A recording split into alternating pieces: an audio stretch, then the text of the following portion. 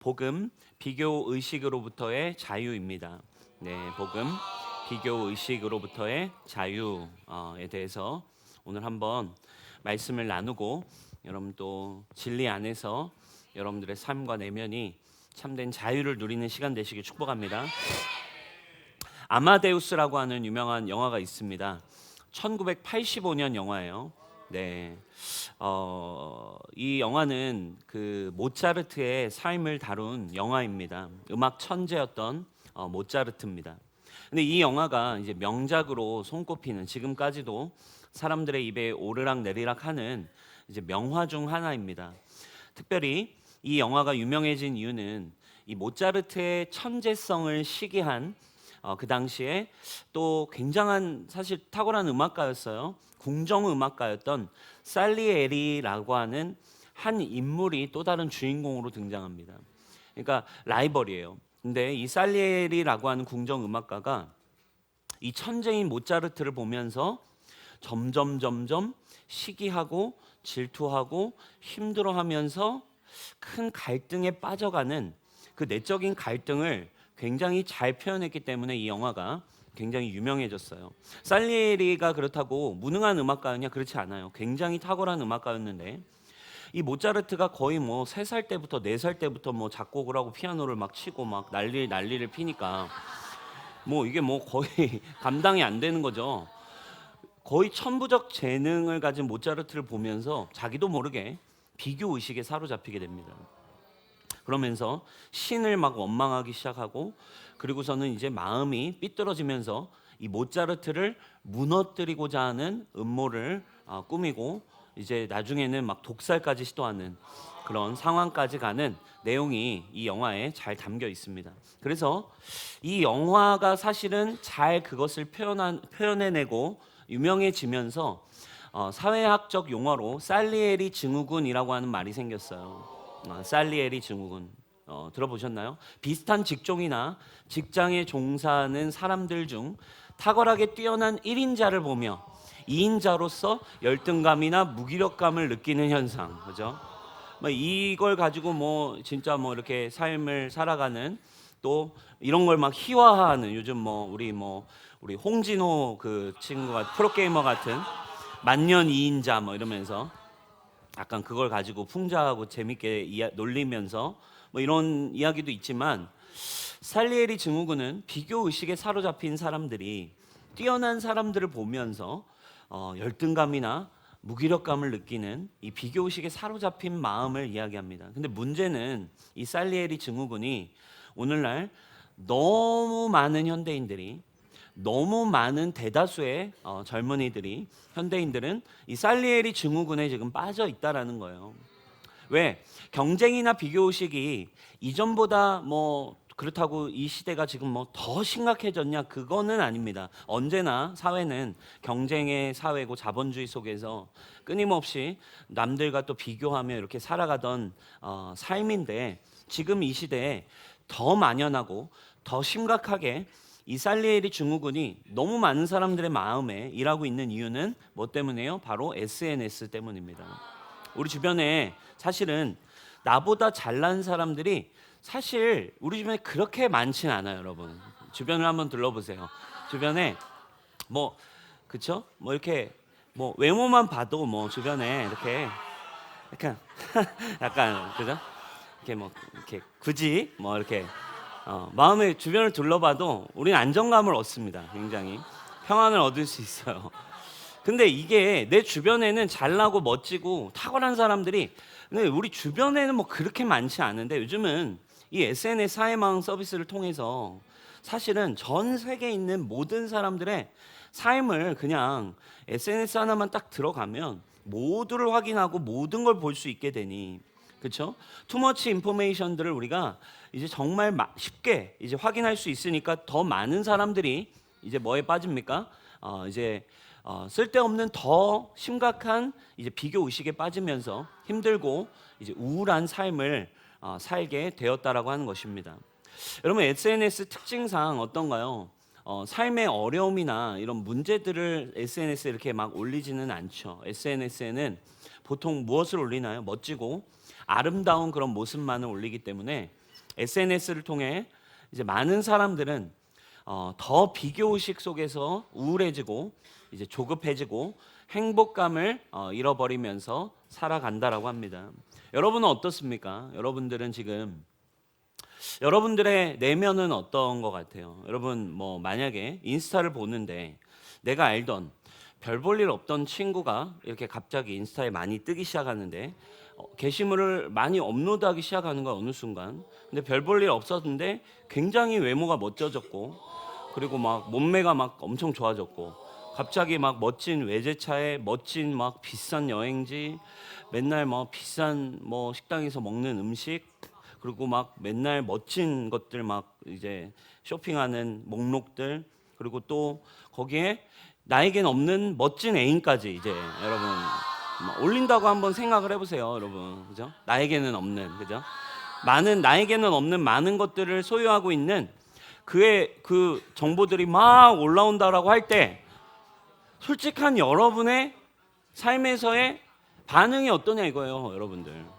여러분들의 반응 어떤지 한번 여러분 선택해 보세요. 1번. 와, 진짜 멋지다. 정말 잘된 일이네. 2번. 와, 나도 저렇게 됐으면 좋겠다. 3번. 왜 내겐 저런 일이 일어나지 않을까? 4번. 아, 진짜 자랑질 쩌네, 진짜. 언제까지 자랑질 할 거야? 자, 5번. 걔의 과거와 문제들을 이제 떠올리면서 그 걔의 이제 어떤 문제와 걔의 과거의 어떤 잘못들 이런 것들을 생각해 보기 시작하고 이유 없이 질투하고 미워하다가 끊어버린다. 뭐 예를 들면 여러분들은 몇 번인가요? 여러분들의 마음속에 일어나는 번호 1번부터 5번까지 뭐 제가 이렇게 정리를 해왔는데 사실은 1번부터 5번까지 중에 한 가지를 고르기가 어려워요. 왜냐하면 대부분의 사람들은 지금 이런 현상을 만약에 여러분들이 여러분 주변에 목격하게 된다고 한다면 1번에서 사실은 5번으로 서서히 옮겨가는 과정을 우리는 겪어간다는 걸 알 수 있어요. 처음에는 보고서 잘됐다 되게 얘 오랜만인데 되게 잘됐네 이러다가 이제 와 부럽다 이러다가 나한테는 언제 이런 일이 일어날까 이러다가 근데 좀 자랑이 과하네 짜증나기 시작하네 근데 얘 진짜 옛날에 진짜 오징어였는데 이러면서 막 얘 진짜 옛날에 질이 안 좋은 애였는데 막 이러면서 이렇게 1번에서 서서히 누구나 이제 5번으로 옮겨가는 과정 이게 우리 안에 사실은 그러니까 내재된 누구나 가지고 있는 어떤 이런 비교 의식의 작동인 것 같아요. 여러분 저는 어떨 것 같아요? 여러분 남민 목사는 어떨까요? 저도 동일했습니다. 20대 때 생각해 보면 20대 때 그랬고 이제 예수님을 20대 중반에 더 인격적으로 만났잖아요. 23살 인격적으로 주님을 이제 만나고 근데 그때 주님을 만나고서 이제 나는 주님을 위해 인생을 살겠다 하고서도 늘 경험했던 것 같아요. 오랜만에 이제 싸이월드 이제 싸이월드 같은 데 이제 들어가서 오랜만에 옛날 친구들이 업로드하는 이제 소식을 이제 보면 이제 그 순간부터 비교 의식이 제 마음에 막 들어오기 시작하는 거죠. 나도 저렇게 살아야 되는 거 아닌가? 지금 내가 이렇게 살고 있는 게 맞는가? 이제 수많은 걱정, 부러움, 이제 질투, 그러면서 괜히 미움까지, 그죠? 여러분 얼마나 많은가? 한국 사람들의 내면 안에 여러분 일단 왜 비교의식이 너무 강하니까 한국 사람들은 조금만 저기 하면 막 벌떼같이 달려 들어가지고 난리를 치잖아요, 그죠? 그런 생각에 저도 빠졌던 것 같아요. 근데 저는 시간이 지나면서 정말 이제 많이 괜찮아졌어요. 그래서 지금 많은 경우에 이 SNS 같은 걸 제가 이제 보면 대부분 이제 1번에서 저는 끝납니다. 와, 잘 됐네. 와, 오, 멋지다. 정말 대단하다. 근데 제가 깨닫게 된 거는 제가 이제 개척을 했잖아요. 개척을 하고서 이제 우리 뉴스홈교회 이렇게 열심히 세워가다가 이제 다른 교회 SNS를 보기 시작하니까 그러니까 이상하게 세상에서 뭐 잘 먹고 잘 사는 애들은 잘 됐네. 멋지다. 예쁘네. 이렇게 살고 있구나 하는데 이상하게 다른 교회 막 잘 나가는 SNS를 보면 나도 모르게 와 부럽다 2번으로 막 옮겨가고 3번 우리는 도대체 언제 저렇게 되는가 막 이런 방향으로 옮겨가는 모습을 제가 이렇게 또 느끼게 됐어요.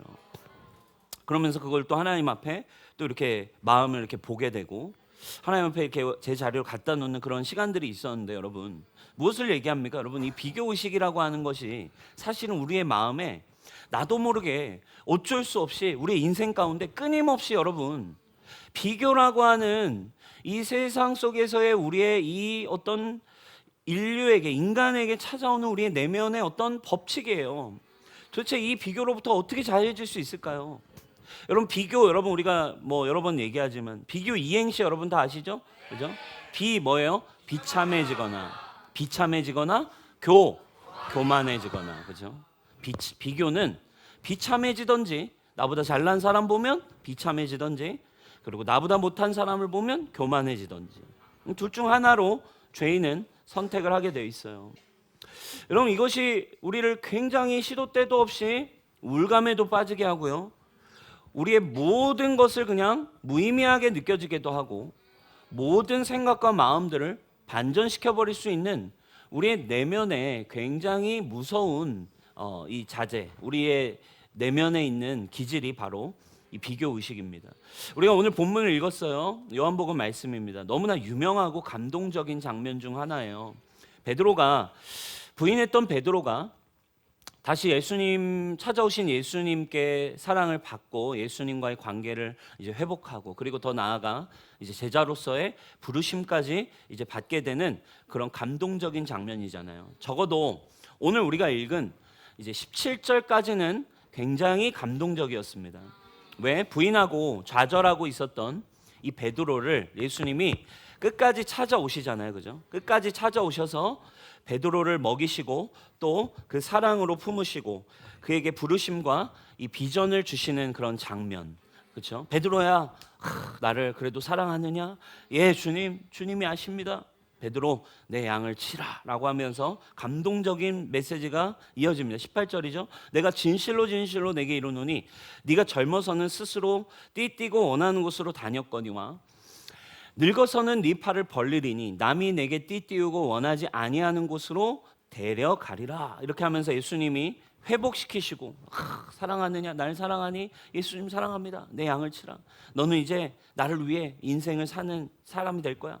너는 이제 너 젊어서는 스스로 원하고 다녔지만 늙어서는 나를 위해 죽기까지 헌신하고 나를 사랑하고 끝까지 사명을 감당하는 제자가 될 거야. 이런 사명까지 베드로가 쭉 받습니다. 얼마나 여러분 여기까지 너무 진짜 이렇게 뭐랄까 웅장해지는 그런 느낌이에요. 근데 여기서 베드로가 보통 우리는 여기까지 받고 은혜를 받고 설교가 끝나요. 근데 이제 18절 뒤로 넘어가면 베드로가 감동 파괴범으로 다시 돌아갑니다. 여러분 어떻게 감동 파괴가 되느냐? 20절 21절입니다.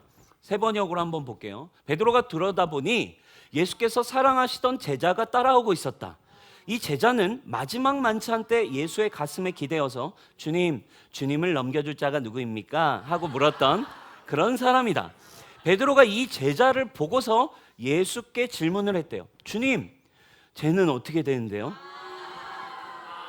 지금 여러분 이 상황을 한번 생각해 보세요. 베드로가 지금 예수님을 막 부인했어요. 지금 저주하고 이제 난 완전 끝났다 예수님이랑.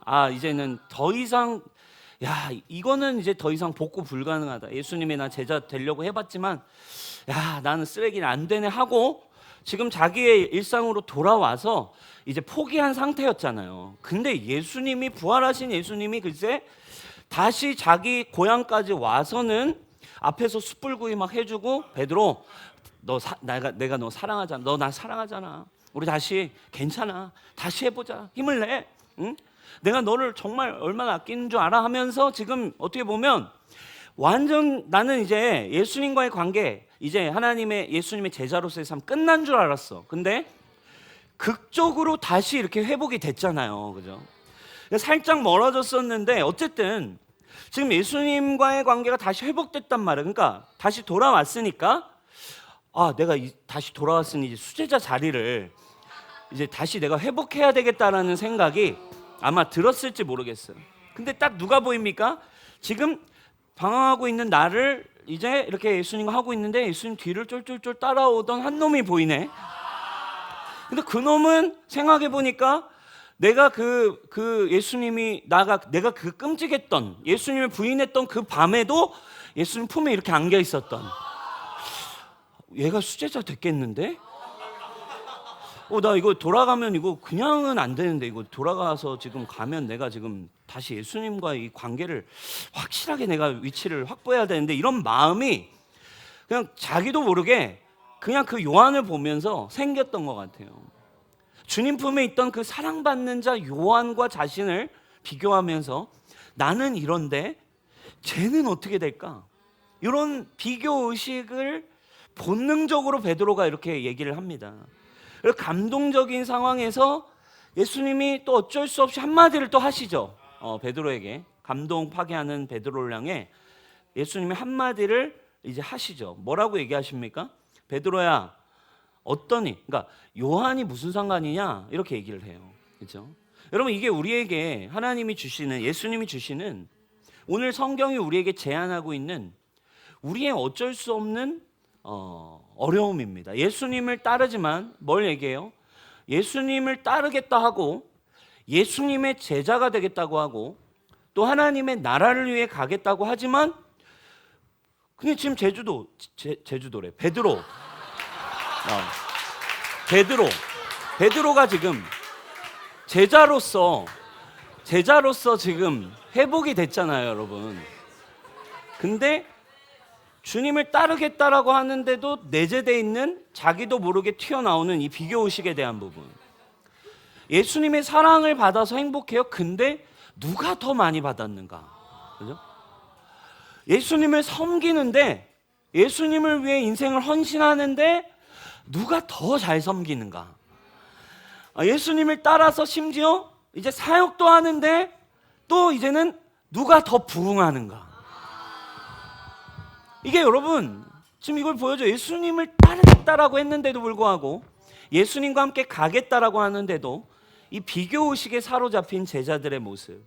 어떻게 보면 오늘 이 자리에 앉아있는 저와 여러분들에게도 늘 갑자기 별안간 일어나는 이 비교의 의식들, 이것이 여러분 교회 안에 앉아있는 저와 여러분들의 모습과도 별반 다를 바 없어 보입니다. 그죠? 예수님의 제자들은 끊임없이 계속 이 부분과 부딪혔어요. 그리고 예수님이 굉장히 힘들어하셨습니다. 이런 차원의, 이런 비교의식에 사로잡힌 인간 수준의 생각과 가치들 예수님 너무 힘들어하셨잖아요. 마태복음 18장 1절에서도 이야기합니다. 그때 제자들이 예수께 나와 이르되 천국에서는 누가 크니까? 질색팔색인가 예수님은? 천국 가서까지도 누가 크냐고, 이 어떤 비교의식에 사로잡혀가지고 그 막 끊임없이 누가 더 큰가, 누가 더 잘하는가, 어떻게 하는가, 이런 어떤 것들에 대한 이 비교의식이 여러분들 지금 자유하냐 이거예요. 이 자리에 앉아있지만. 그리고 주님을 평생 따르겠다라고 결정했는데도 여러분 혹시 어떠냐 이거예요. 여러분 오늘 이 부분에 대해서 성경이 정말 우리에게 제공하고 이야기하고 있는 진리가 여러분들의 내면에 빛을 비추기를 축원합니다. 그래야 그것이 여러분들의 내면에 하나님이 주시는 음성과 은혜가 정말 여러분들의 삶을 행복하게, 진리 안에서 자유케 할 수 있는 여러분 인생이 되시길 축원해요. 여러분 이거에서 자유하는 법을 진리 안에서 찾지 못하면요, 똑같습니다. 제자이지만 성령을 받지 못한 제자들처럼, 근데 우리는 심지어 성령을 받았음에도 진리 안에서 자유가 없이 이 비교의식에 빠져가지고 계속 울그락불그락하며 평생을 살아야 하는 모습에서 헤어나올 수 없어요.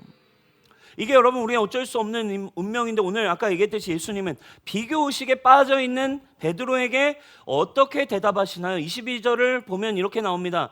요한이 무슨 상관이니? 야, 요한이 무슨 상관이니? 그냥 너는 나를 따르면 돼. 이게 예수님의 솔루션이에요. 야, 요한이 지금 무슨 상관이야? 너는 나를 보면 돼. 너 나만 따르면 되지. 왜 네 옆에 사람을 보려고 해? 나만 봐. 이게 지금 예수님의 솔루션이에요. 여러분, 이게 신약에 예수님이 주신 솔루션인데 구약은 어떻게 솔루션을 줄까요? 구약으로 넘어가면 구약에서도 정말 이런 비교의 사건이 등장합니다. 어떤 사건입니까? 창세기 4장에 등장하는 최초의 살인 사건이 등장하죠. 우리 한번 보도록 하겠습니다. 4장 3절부터 7절까지 우리 세 번역으로 우리 한 절씩 저랑 번갈아 읽겠습니다. 표시가 잘 안 돼 있네요. 제가 읽어드릴게요. 세월이 지난 뒤에 가인은 땅에서 거둔 곡식을 주님께 제물로 바치고 아벨은 양떼 가운데서 맛배의 기름기를 바쳤다. 주님께서 아벨과 그가 바친 제물은 반기셨으나 가인과 그가 바친 제물은 반기지 않으셨다. 그래서 가인은 몹시 화가 나서 얼굴빛이 달라졌다. 주님께서 가인에게 말씀하셨다. 어찌하여 네가 화를 냈느냐? 얼굴빛이 달라지는 까닭이 무엇이냐? 네가 올바른 일을 했다면 어찌하여 얼굴빛이 달라지냐? 네가 올바르지 못한 일을 하였으니 죄가 너의 문에 도사리고 앉아서 너를 지배하려고 한다. 너는 그 죄를 잘 다스려야 된다. 가인과 아벨의 이야기죠. 똑같이 이제 아담과 하와의 자식으로서 주님 앞에 제사를 지냅니다. 근데 어떻게 됐어요? 가인이 보니까 아벨의 제사는 하나님이 받는 것 같은데 나의 제사는 하나님이 안 받아주는 것 같아. 그리고 아벨의 제사를 보면서 이 비교의식에 확 사로잡히고 열등감에 확 빠지면서 굉장히 분노와 우울감과 이런 것들이 치밀어 오르고는 이제 아벨을 쳐서 죽여버리는 그런 상황에 가게 됩니다. 구약에서도 결국 이 타락한 인간이 하나님 앞에서 누가 더 받냐 안 받냐의 문제 가지고도 비교의식에 빠지는 거예요. 그러니까 인간의 어떤 저주입니다. 비교의식에 빠져서 가인 아벨을 죽여버렸어요. 근데 이 비교하는 인간에게 하나님이 오늘 지금 가인에게 하시는 말씀을 보세요. 하나님이 제안하는 솔루션도 우리 신약의 예수님 베드로에게 한 이야기와 비슷합니다. 야, 옆에 있는 사람이 뭐가 중요해? 야, 아벨이 무슨 상관이니? 그리고 뭐라고 얘기해요? 네가 올바른 일을 했으면 됐지. 네가 내 앞에 의롭게 되는 방법을 알았으면 되는 거지.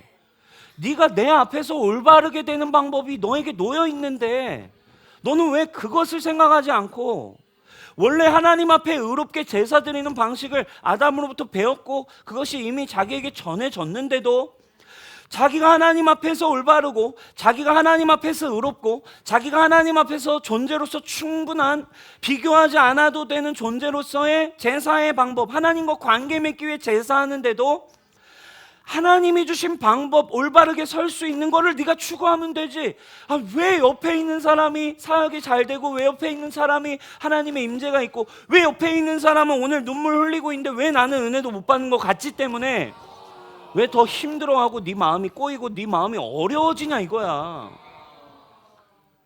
아벨이 무슨 상관이니? 네가 내 앞에서 내가 너에게 주는, 내가 너에게 인도하기 원하는, 내가 너의 하나님이고 내가 너를 사랑하고 내가 너를 특별하게 여기는데 나를 따라오고 나를 보면 되는 거 아니야? 여러분, 십계명의 메시지 사실은 인간을 향한 주님의 메시지는 한 가지입니다. 20장 3절 너는 나 외에 다른 신 두지 마. 나만 봐, 나만 봐. 자, 그리고 이거 하나님과의 관계의 첫 번째. 자, 그리고 이웃과의 관계에서도 얘기합니다. 네 이웃의 집을 탐내지 말라. 이게 뭐예요? 비교하지 말라 이거예요. 네게 중요하지. 왜 굳이 네 옆에 있는 다른 사람을 봐? 왜 다른 아내를 봐? 왜 다른 집의 소유를 봐? 네 이웃의 아내나 그의 남종이나 그의 여종이나 그의 소나 그의 낙이나 무릇 내 이웃의 소유. 그러니까 뭐예요? 지금으로 따지면 낙이 뭐 남종, 여종, 뭐 차, 신발, 뭐 이런 거 다른 사람이 갖고 있는 거 그런 거 왜 굳이 보고 네가 탐내냐? 비교하지 마. 비교하고 그것을 탐내다 보면 결국 죄를 짓게 되죠.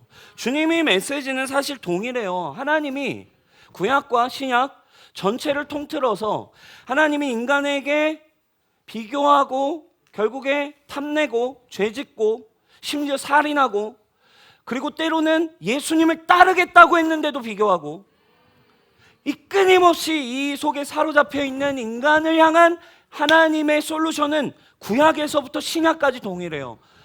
야, 딴 거 볼 필요 없어. 너 나만 보면 돼. 나를 따르면 돼. 내가 너에게 준 방식과 내가 너에게 말씀한 것을 그것만 따라오면 돼. 이거 하나거든요, 여러분. 여러분 왜 이렇게 한결같은 이야기를 하실까요? 여러분 이게 원래 그러면 창조의 목적과 의도를 보면 우리가 왜 이 비교의식에 이 저주에 빠질 수밖에 없게 됐는가를 우리는 볼 수 있겠죠. 원래 인간이 어떻게 창조됐나요, 여러분? 하나님의 형상으로 창조되었대요. 그래서 하나님의 영이 우리 가운데 들어와서 하나님의 영이 우리 안에 거하면서 하나님의 형상으로, 그 말은 뭐예요? 하나님은 영이시고 가장 중요한 건 영으로서 기능적으로만 생각하면 안 돼요. 그분의 속성과 그분의 성품을 이해해야 돼. 그분의 영이 우리 안에 거해서 그분이 우리 안에 거하셨다는 뜻이에요. 그리고 그분의 형상이래요. 그 말은 여러분 하나님은 영광이 충만하신 분이세요. 하나님을 나타내는 가장 중요한 속성은 뭔지 아세요? 복음을 설명할 때 인간에게 있냐 없냐의 가장 중요한 하나님의 복음을 우리가 이해할 때 가장 중요한 속성은 영광입니다. 영광. 그분은 영광이 충만한 분이셨어요. 그래서 하나님의 형상이고 하나님의 영이 우리 안에 있다는 건 그분의 영광이 내 안에 거하는 존재인 거예요. 그러니까 마치 여러분 제가 거울을 가져왔어요. 거울을 보는 거예요. 거울을. 아담이 하나님의 영광이 충만한 아담이 마치 거울을 보는 것과 같아요. 하나님을 본다는 것, 하나님과의 관계 안에 있다는 것. 거울아 거울아 이 세상에서 누가 제일 예쁘니? 라고 물어보면 당연히 뭐라고 얘기해요? 나 자신을 거울로 보면 여기에 누가 있는 거예요? 나는 난데 내 안에 누가 거하시는 거예요? 하나님의 형상, 하나님의 영이 거하시니 하나님의 영광이 충만했다고. 그러니까 하나님의 영광이 있었던 아담은 만약에 그때 거울은 없었겠지만 거울을 봤다면 아담이 거울아 거울아 이 세상에 누가 제일 예쁘지? 라고 하면 이제 뭐라고 얘기하는가? 바로 너! 하나님의 영광이 충만한 바로 너! 너 정말 예쁘고 넌 진짜 영광 그 자체. 빛이 난다 진짜. 와 정말 와 빛이 나네 진짜. 빛이 나는 그 자체 영광. 마치 거울로 봤다면 영광스러운 걸 계속 보는 거예요. 누가 보입니까? 하나님의 영광. 나의 점이나 티나 저의 뭐 이런 주름이나 이런 게 보이지 않고 반짝반짝거리는 하나님의 영광이 보이는 눈을 가졌어요. 이게 원래 창조 시스템이었어요. 그분의 영광이 그냥 내 삶에 투영되는 존재였어요.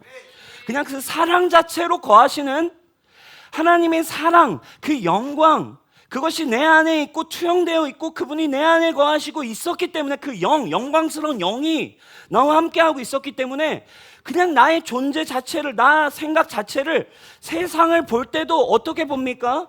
여러분 어떠한 비교의식 자체가 없어요. 왜? 내 존재 자체가 하나님의 영광이거든. 하나님의 영광이 있는 이 세상을 바라볼 때 여러분 하나님의 뜻과 하나님의 사랑과 하나님의 통치의 목적과 하나님의 눈 그 자체로 세상을 볼 수 있었다니까. 그러니까 이 땅을 다스릴 수 있었고, 왜? 하나님의 영광으로 다스리거든. 하나님의 영광이 있으니까 이 세상에 가서 이 세상을 하나님의 영광이 충만한 그 상태를 어떻게 만들 수 있을지. 왜? 그냥 그 자체로 인간은 거니기만 해도, 다니기만 해도, 땅을 정복하기만 해도, 그냥 낳기만 해도, 번성하기만 해도 하나님의 영광이 이 세상이 충만해지는 거.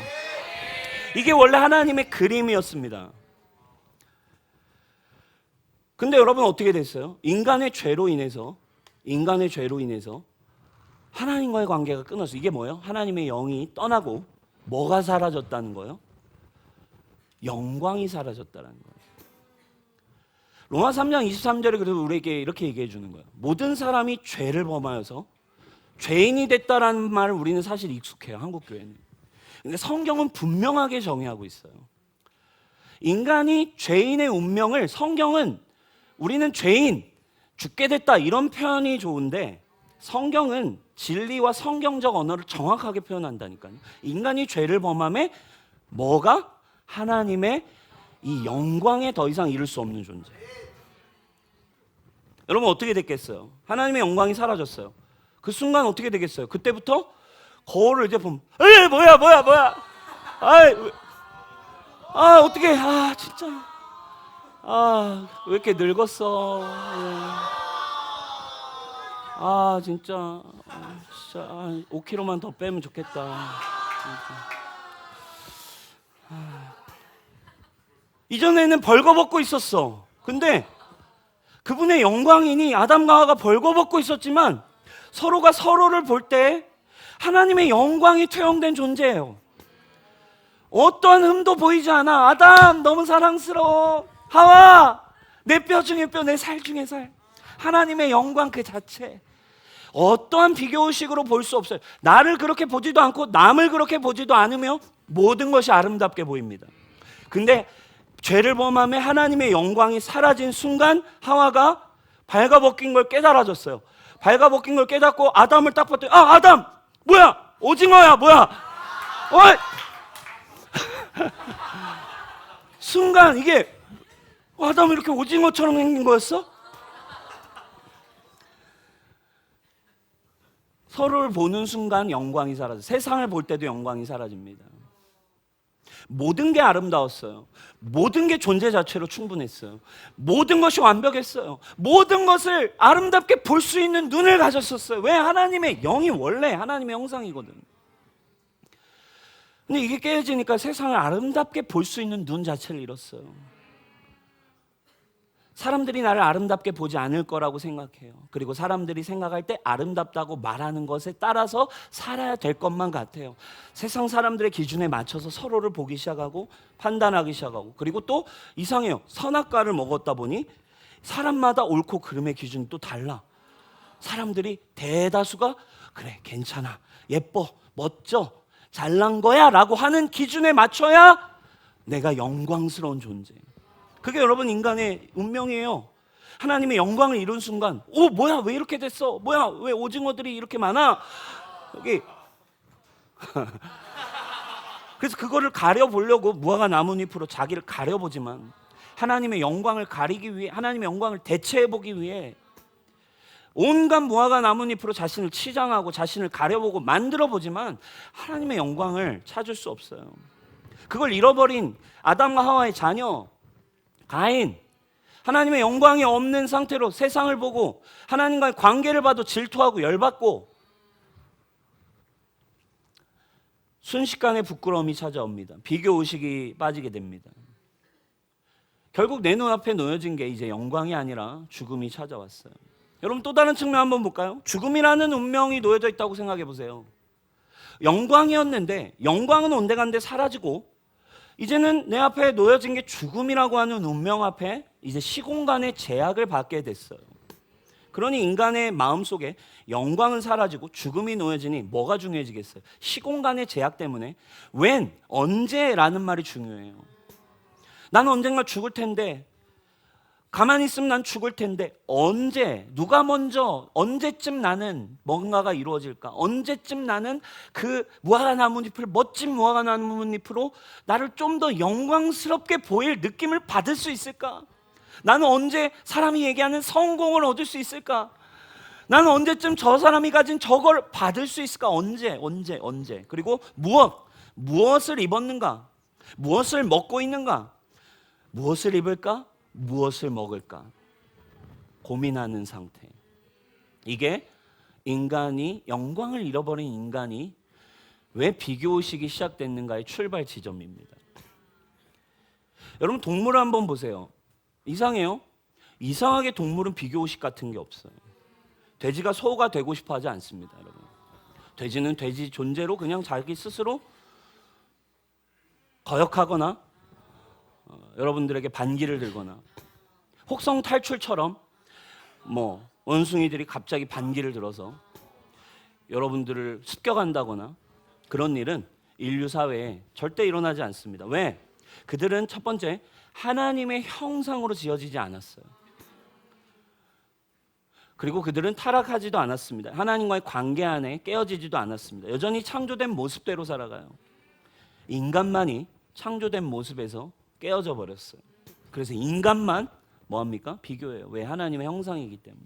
하나님의 영광이 그 안에 하나님과의 관계 안에 있었기 때문에 인간만 끊임없이 비교해요. 동물 여러분 과학적으로 얘기하자면서요. 생물학적으로, 물리학적으로, 과학적으로 왜 비교하냐고요? 왜 비교하냐고. 인간이. 이거 어떻게 여러분 진화론적으로 뭐 어떤 식으로 어떻게 설명한다 한들 여러분들이 그냥 내 가까운 사람, 심지어 내 사랑하는 사람, 내 옆에 있는 사람이 잘 되는 거 보고도 열받는 걸 어떻게 여러분 이걸 그냥 과학으로 물리학으로 여러분 진화론적으로 뭐 어떻게 얘기할 거예요? 예? 아니라니까요. 해석되지 않습니다. 인간만이 하나님과의 관계에 있어요. 여러분 이걸 회복하는 방법이 그래서 뭐겠어요? 인간 안에 있는 이 비교의식을 회복하는 한 가지. 그래서 예수님이 하나님이 끊임없이 얘기하는 겁니다. 너 옆에 사람이 중요한 게 아니야. 너 나만 봐라. 영광 그 자체인 다시 나와의 관계 안으로 돌아와야 돼. 다시 나를 봐야 돼. 요한이 중요하지 않아. 너는 나를 따르면 돼. 이게 예수님이 하나님이 이 땅을 향한 솔루션이었습니다.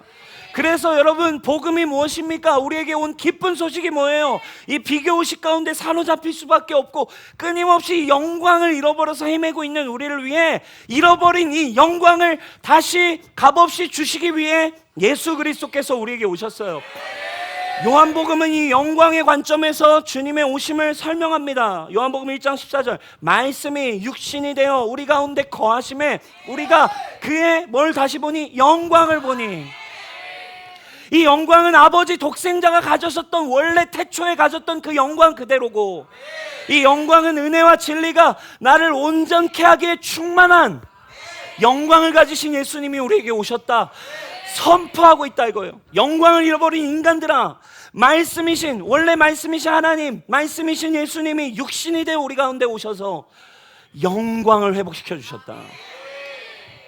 예수님을 만날 때 어떤 일이 일어나는 줄 아십니까? 여러분 사도 바울은 사울이었다 바울이 되는 과정에 예수님을 만날 때 묘사를 이렇게 합니다. 사도행전 22장 6절 가는 중 다메섹에 가까이 갔을 때 오정쯤 되어 호련히 하늘로부터 큰 빛이 둘러 비침에 나는 그 빛의 영광스러운 광채에 빠져버렸대요. 예수님의 그 영광을 만난 거였어요. 이 세상에는 더 이상 내 눈을 바꿀 수 없는 이전에는 수많은 기준이 나를 사로잡았는데 그분을 만난다는 건 뭔지 아세요? 이 세상엔 본 적 없는 영광에 사로잡히는 거예요. 복음을 깨닫게 된다는 건 뭔지 아세요? 이제는 그 어떤 것과도 비교할 수 없는 아름다움과 비교할 수 없는 빛이 나를 사로잡아서 더 이상 그 어떤 기준에 비교조차 할 수 없을 만큼 눈이 멀 만큼의 영광, 거울을 보면 내가 보이는 게 아니라 그 영광이 보이게 하시기 위해 뭐 한 거예요? 내가 네 안에 거하겠다. 원래 영광으로 네 안에 거했던 것처럼 예수님이 오신 목적은 딱 한 가지였잖아요. 우리는 이게 이해가 안 됐다고. 왜 내 안에 오시겠대? 왜 내 안에 거하시는 거야? 영광으로, 영으로 거하시던 분이기 때문에. 그 빛을 발견한 순간 그 빛의 광채로 말미암아 눈이 멀었어요. 나와 함께 있는 사람들의 손에 끌려서 다메섹에 들어갔대요. 사랑하는 여러분, 예수님을 만난다는 건 복음을 깨닫게 된다는 건 진리가 자유케 한다는 건 여러분 진짜 새로 진정한 영광을 다시 되찾는 것입니다. 할렐루야. 베드로는 분명히 고백하기 시작했어요. 이 영광, 이 기준, 이 정체성 더 이상 비교 자체가 불가한 비교 불가의 영광, 비교 불가의 기쁨, 비교 불가의 아름다움 예수 그리스도. 약간 이걸 들고 하니까 약간 카드 챕터와 같은.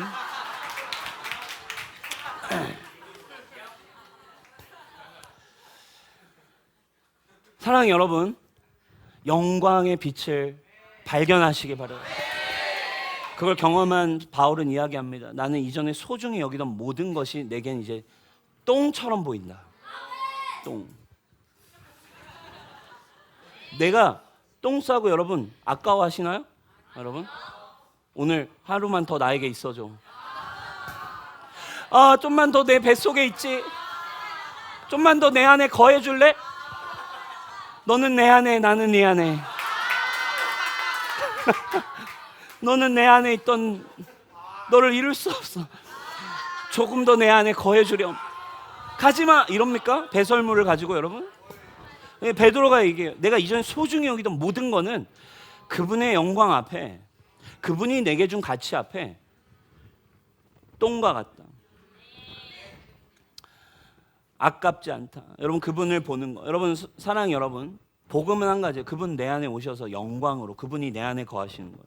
이제 나는 나를 볼 때, 세상을 볼 때 다시 무엇으로 봅니까? 영광스러우신 예수님의 눈, 예수님의 기준이 내게 보이는 거예요. 히브리서 12장 믿음에 대해서 설명하면 12장은 이렇게 얘기합니다. 이러므로 우리에게 구름같이 둘러싼 허다한 증인들이 있으니 모든 무거운 것과 얼매기 쉬운 죄를 벗어버리고 인내로서 네 앞에 있는 경주를 하래요. 너에게 주어진 하나님 너에게 주신 경주를 너는 네 삶을 최선을 다해 걸어가. 옆에 사람 보지 마. 요한이 뭐가 중요해? 아벨이 뭐가 중요해? 옆 사람이 잘 되고 못 되고, 옆 사람이 뭐 어떻게 생겼고 못 생겼고 어떻게 얼마나 중요해? 너에게 준 너를 향한, 내가 너를 향한 뜻과 너를 향한 부르심이 있는데 너는 이 경주를 걸어가라. 어떻게? 어떤 방식으로? 믿음의 주 온전하게 하시는 이인 예수를 바라보면서, 영광이신 믿음을 우리에게 주기 위해 오신 예수, 그 영광 그 자체인 예수를 바라보면서 여러분들이 처해 있는 경주, 여러분들의 삶을 걸어가라라고. 이게 여러분 영광이 회복되어서 더 이상 옆이 보이지 않는 상태, 사랑으로 볼 수 있는 것. 그러니까 세상을, 하나님의 마음, 사역은 뭔지 아세요 여러분? 이 영광을 보지 못한 사람 절대 하나님의 나라의 사역을 할 수 없어요. 하나님의 영광의 회복에 관심이 없거든. 사실상 그거에 관심이 없다 보니 하나님의 눈으로 세상을 볼 수도 없고, 영광이 회복되고 하나님의 영광이 회복될 때 어떻게? 여러분 그러니까 여러분 이 예언자들, 여러분 사람들은, 예언서에 있는 사람들은 영광스러운 하나님이 보여주신 거, 물이 바다를 덮음 같이 여호와의 영광이 충만케 되리라. 영광이 임하는 것들을 믿음으로 받는 거예요. 사랑 여러분, 여러분들의 삶이 비교의식 가운데 있다면 한 가지가 필요합니다. 그리스도 안에 있는 자, 하나님이 내 안에 거하시는 자, 영광을 다시 회복한 자들은 여러분 절대로 비교하지 않습니다. 높고 낮음, 언제냐, 무엇을 가졌냐, 언제 됐냐 안 됐냐, 얘가 나보다 빠르냐 느리냐, 나보다 더 높냐 안 높냐, 나보다 더 많냐 안 많냐, 우리 옆에 있는 교회가 더 잘 되냐 안 되냐, 이게 정말 중요하지 않은 거예요. 다 하나이고 다 하나님의 몸이고 다 그리스도의 몸이고 다 주님의 사랑 안에서 회복되어 간다면 영광스러울 일일 뿐이에요. 사랑하는 여러분, 여러분들을 찌들게 하는, 우리 지금 오늘 본문 읽었어요. 제자라고 말하지만 결정적인 순간에도 우리는 감동이 파괴된다니까요. 얼만큼 더 할 수 있을까요? 주님을 위해 모였는데도 나보다 잘하는 사람을 보는 찰나에 나보다 더 잘하네 라는 생각에 빠질 수밖에 없는 게 우리의 운명, 성령이 오기 전에 우리의 운명. 근데 복음은 분명히 얘기합니다. 예수님을 머리로 믿는, 우리 좀 복음적인 얘기를 계속하고 있는 것 같아요. 그냥 교리로 믿은 게 여러분 신앙이 아닌 거예요. 비교의식에 빠지지 않아야 진짜 믿음인 거예요. 그게 주님이 우리에게 선물로 주신 진정한 자유예요. 왜? 그 영광 그 자체로 만족이 되어지는. 사랑하는 여러분, 여러분들에게 찾아오신 예수 그리스도의 영광이 여러분들의 삶에 여러분 발견되어지기를 주님의 이름으로 축복합니다. 코람데오란 말 여러분 잘 아시죠? 하나님 앞에서라는 말이에요. 하나님 앞에서 무엇을 행해라 라는 뜻, 율법적인 시선이 아니라 중요한 건 첫 번째, 하나님이 우리를 어떻게 보시는가를, 하나님이 나를 어떻게 평가하시는지를 여러분 봐야 된다는 거예요. 하나님 앞에서 먼저 평가받으셔야 돼요. 하나님이 보시는 눈, 하나님 보시는 눈이 뭐예요 여러분? 여러분 하나님 앞에 여러분 어떻게 평가받고 있습니까? 적어도 그리스도 안에서 여러분을, 여러분 정말로 흠이 없고 여러분 정말로 존귀한, 가장 아름답고 흠없는 존재로 바라보고 계심을 여러분 정말 믿으시길 바라요. 하나님이 행하시는 일을 보기 시작하고 하나님 앞에서 여러분 평가받고. 말씀 마무리하겠습니다. 사랑하는 여러분, 여러분들의 지금 거울은 무엇입니까? 여러분들이 여러분 자신을 투영하고 있는 거울이 뭐예요 여러분? 여러분 자신을 본다면, 영광을 잃어버린 상태로 여러분을 보고 주변을 본다면, 여러분들은 끊임없이 주변을 보고 나를 보고, 옆 사람은 인스타를 보고 나를 보면 여러분 계속 오징어를 보게 될 거예요. 부족한 나를 보게 될 거예요. 연약한 나를 보게 될 거예요. 여러분들이 보는 투영하는 진리가 뭐냐 이거예요, 여러분. 뭐 지금 여러분들의 스케줄에 뭐 지금 학교 가고 뭐 입시하고 뭐 시험 보고 뭐 다 중요한데, 어떤 믿음과 어떤 생각 때문에 여러분들이 결정하고 살아가고 있냐고. 여러분, 그것만 있으면 여러분들의 인생이 괜찮을 거란 생각입니까? 아닙니다, 여러분. 여러분들의 거울을 분명히 선택하셔야 돼요. 바로 말씀이신 예수님이 우리에게 오셔서, 나는 나를 볼 때 이제는 뭘로 보는 거예요? 내 안에 사시는 분, 누구를 보는 거예요? 영광이 충만하신, 은혜와 진리가 충만하신 예수 그리스도를 볼 수 있는 눈. 그래서 이제 우리의 거울은 뭐예요, 여러분? 이제 말씀이 육신이 돼 우리에게 오신 예수 그리스도. 나의 거울은 뭡니까? 내 거울은 이제 말씀이에요. 세상을 보면 이렇게 얘기하지만, 나는 나를 해석할 때, 나는 나를 볼 때, 나를 투영하는 건 말씀. 말씀이 뭐라고 하지? 비나, 너는 너무 존귀한 존재구나. 세상을 보면 힘들고 어렵고 또 까이고 막 여러 가지 고민과 두려움, 조급함, 나는 언제쯤, 나는 무엇을 이라고 이야기할 때, 성경을 보면 말씀이 그분의 영광이 나를 회복했다. 예수님은 핏값을 주시고 네 안에 살고 계신다. 너는 더 이상 두려워할 존재가 아니다 라고 말할 때, 이 거울을 보고 이것이 나라고 믿는 믿음, 거울을 보는 거, 이게 거울이에요. 주님, 나는 이런 모양입니다. 주님, 나는 믿음의 사람입니다. 주님, 나는 하나님의 형상입니다. 주님, 저는 믿음대로, 주님의 믿음이 있다면 이 산더러 저 바다에 옮겨지라고 하면 옮겨지는 사람입니다. 주님, 예수님이 내 안에 거하시니 저에게는 정죄함이 없는 존재입니다. 할렐루야. 여러분, 무엇을 거울로 보고 있나요? 어떤 삶을 살고 계세요, 여러분? 여러분, 사역한다고, 교회 안에 있다고 모태신앙이라고, 그럼 복음이 아니에요. 복음은 진짜 여러분들에게 오신 기쁜 소식이에요. 사랑하는 아들아, 사랑하는 딸아, 너의 존재가 무엇인지를 기억해. 넌 오징어가 아니야. 너는 비교당할 존재도 아니야. 너는 하나밖에 없는 나의 형상이야. 얼마나 존귀하고 얼마나 소중하면 하나밖에 없는 하나밖에 없는 아들을 내 손으로 죽여서 바꿀 만큼 소중해. 상상이 가시냐고요? 상상이 가시냐고요? 자녀를 낳아보세요, 여러분. 제가 여러 번 얘기하잖아요. 내가 희생할 수 있어. 내 자녀를 여러분을 위해 희생 절대 못한다니까. 죽었다 깨나도 저는 그 정도는 안 돼요, 사랑이. 하나님의 사랑을 한번 생각해 보라니까요. 자기 독생자를 자기 손으로 죽여서 얻을 만큼 사랑한대. 어느 정도길래. 그만큼 너는 소중해. 그만큼 너는 존귀해. 그런데 네가 왜 이 거울 보고 자살하려고 그래? 그런데 네가 왜 세상이 말해놓은, 정해놓은 기준 때문에 네가 왜 울어? 왜 세상이 말해놓은 종이 쪼가리의 수준 앞에 왜 네가 죽고 살고를 결정해? 왜 사람의 표정 한마디에 왜 사랑을 하지 못하고, 왜 교회 안에서도 이거 저거 말이 많아 왜 사랑하지 못하고? 너는 그런 존재가 아니야. 너는 영광 가운데 있는 존재야. 그 눈으로 세상을 볼 수 있기 시작할 때 영광이 충만해진 사람이 세상에 하나님의 나라가 오기를 바라는 거예요. 하나님의 영광스러움이, 주님 이 땅을 다스리기를 원합니다. 하나님의 그 사랑이 이 세상을 덮기를 원합니다.